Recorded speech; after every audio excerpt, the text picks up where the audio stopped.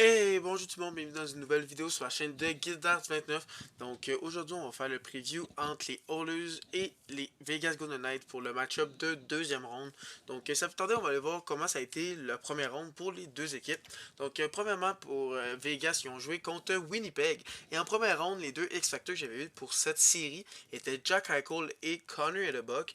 Et je trouve que si on parle de Jack Eichel pour Vegas, je trouve que vraiment était très bon. Il y a eu 5 points dont 3 buts en 5 parties. Je trouve que Jack Eichel en série, vraiment, je trouve qu'il est encore meilleur qu'en saison régulière. Il aurait pu donner encore plus, mais honnêtement, je trouve qu'il a bien fait. Donc, je dirais que oui, il a été un X-Factor pour cette équipe.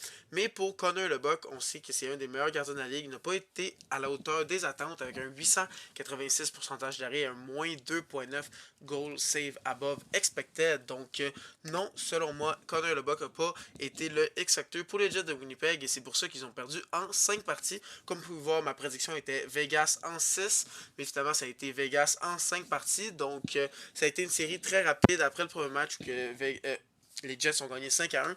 On pensait que ça allait peut-être être une série plus serrée qu'on pense, mais finalement, Vegas, après ça, ils ont été dominants, ils ont gagné les 4 parties d'ensuite pour remporter la série en 5. Donc, vraiment, masterclass de la part des Golden Knights. Comme on peut voir pour les points, il y a Chandler Stevenson avec 8 points et Mark Stone aussi avec 8 points, suivi de Jack Eichel avec 5 points.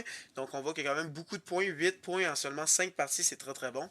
C'est ça pour Winnipeg, on a Neil Pionk avec 7 points, Wheeler avec 6 et Cam Lowry avec 5. Donc, c'est quand même étonnant de ne pas voir un Kyle Connor, un Dubois, un Morrissey, puis un Shifley et un Healers. J'étais un peu surpris de ne pas les voir, mais il faut dire aussi que Morrissey était blessé, mais de ne pas voir les autres dans le top 3, c'est très... selon moi, c'est un problème, surtout que plusieurs de ces gars-là ont plus de contrat bientôt. Donc, vraiment, je ne sais pas comment les Jets, ça va aller dans le futur.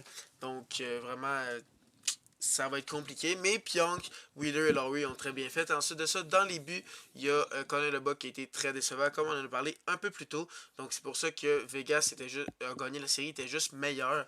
Donc sans plus tarder, on va aller voir la série pour les Oilers. Donc les Oilers ont affronté les Kings de Los Angeles. Los Angeles a été une série beaucoup plus serrée, vraiment très très bonne série. Les deux X-Factors que j'avais mis pour cette série, probablement j'avais mis Connor McDavid pour le Luz parce que c'est Connor McDavid, s'il décide de gagner, il peut faire gagner son équipe à lui tout seul.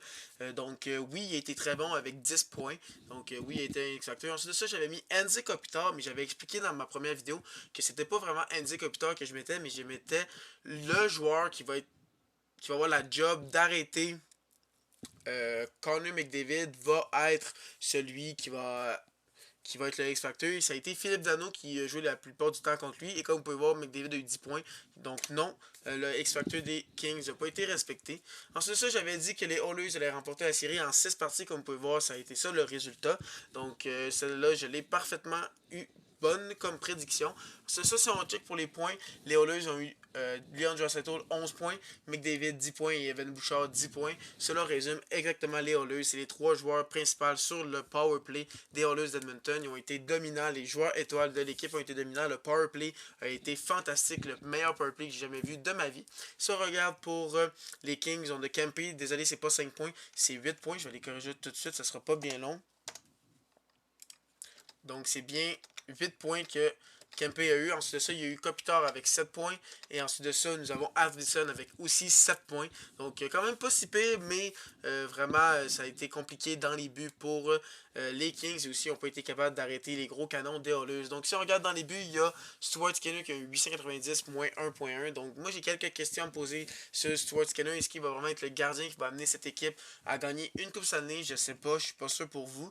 Donc, ensuite de ça, nous avons Jack Campbell que dans le match qu'il a joué quand Skinner a été enlevé du match, il a très bien fait avec un 964, 2.4 goal save above expected. Donc, il a été excellent, mais il a seulement joué une demi-partie. Donc, on va voir s'il va peut-être jouer quelques parties plus tard. C'est ça pour les Kings. Il y a eu Korpisalo, 892, 0.4 goal save above expected. Il a été correct, mais sans plus. C'est ça, il y a Cole Coldplay avec 750 moins 1.5 qui a été mauvais. Ensuite de ça, ça c'est la série pour les Oilers. Donc, si vous voulez regarder les statistiques de saison régulière entre les deux équipes, vous pouvez faire pause et regarder. Car je ne vais pas vraiment en parler parce que j'en ai déjà parlé dans les previews de la première ronde. Donc, faites pause si vous voulez voir. Sinon, on va aller tout de suite aux alignements des deux équipes. Donc, l'alignement des Vegas Golden Knights est Ivan Barbashev avec Jack Eichel et Jonathan Marchessault. Donc, je trouve que c'est un très bon premier trio. Jack Eichel, je l'adore. Et Marchessault, très très bon. Donc, j'adore ce premier trio. Deuxième trio est Brett Howden avec Stevenson et Mark Stone. Un deuxième trio aussi très très bon. Stevenson, Mark Stone ont l'air d'avoir une très bonne chimie. Ensuite de ça, tu as un troisième trio à Riley Smith, William Carlson et Michael Amadio. Je trouve que c'est un très bon troisième trio aussi. C'est ça le quatrième trio, William Carrier, Nicolas Roy et Keegan Colessar. Pas si peu, ça fait la job. Ensuite de ça, en défense, j'adore la première paire d'Alec Martinez, Alec Pietrangelo. Deux très bons vétérans sur la première paire. Ensuite de ça, on a Braden McNabb avec Shea Theodore. J'adore Shea Theodore, un de mes défenseurs préférés. Ensuite, ça, on a Nicolas Hague et Zach Whiteclaw. Je trouve que c'est un très bon top 6. Ensuite, ça, dans les buts, Laurent Brossoit et Aiden Hill. Laurent Brossoit, j'ai des questions. Est-ce qu'il va être bon pour amener Vegas plus loin en série? Mais en première ronde, il a très bien fait. Donc, on va voir qu'est-ce que ça va donner. Ensuite de ça, l'aliment des Oilers d'Edmonton. Donc, le premier trio, c'est Leon Draisaitl avec Connor McDavid et Evander Kane, un excellent premier trio. Il faut vraiment faire attention. N'importe quand il peut te faire mal. C'est vraiment un trio dominant. C'est ça, tu as un deuxième trio de Ryan Nugent-Hopkins, Nick Bjugstad et Zach Hyman. Nick Bjugstad, je trouve qu'il est très bien fait depuis qu'il est avec les Oilers. Donc, un excellent deuxième trio. C'est ça, tu as un troisième trio de Warren Fogle, Ryan McLeod et Mathias Janmark. Je trouve qu'ils ont très bien fait eux aussi. Pour ça, tu as Klim Kostin, Ryan Derek et Kalu Yamamoto. J'aimerais ça plus en voir de Derek et Yamamoto, mais Klim Kostin, je trouve qu'il a très bien fait.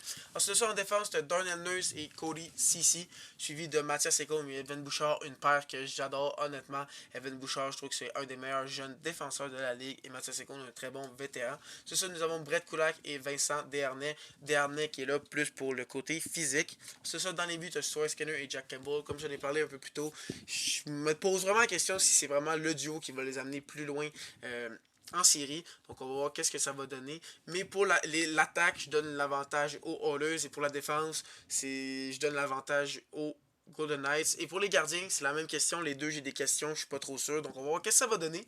Donc, sur ça, les deux X-Factors que j'ai pour cette série. Pour les Golden Knights, j'ai Jack Eichel parce qu'honnêtement, il était bon en première ronde, mais je vais voir s'il est capable d'élever son niveau d'un cran quand il va faire face à de l'adversité. Et aussi, pour les Oilers, ça va toujours être Connor McDavid, leur X-Factor, peu importe. Donc, vraiment, si McDavid décide de gagner, ils vont gagner. Ça dépend aussi du gardien, mais vous savez que McDavid peut faire genre 8 points par match sans se forcer. Donc, on va voir ce que ça va donner. Et sur ça, pour cette série, honnêtement, je pense que je vois personne arrêter McDavid et Draisaitl avec les Golden Knights. C'est pour ça que je dis que les Oilers vont l'emporter en 6 parties. Vegas pourrait remporter cette série s'ils sont capables d'arrêter McDavid et Draisaitl, mais je vois pas comment ils vont faire, surtout avec un Laurent Brossoit dans les buts. Donc, c'est pour ça que je donne la victoire aux Oilers. Donc, si vous êtes encore là, c'est sûrement que vous avez aimé la vidéo. Donc, n'hésitez pas à aller liker la vidéo, vous abonner si ce n'est pas déjà fait. Et dites-moi dans les commentaires qui vous pensez qui va remporter la série. Et sur ce, bonne fin de journée.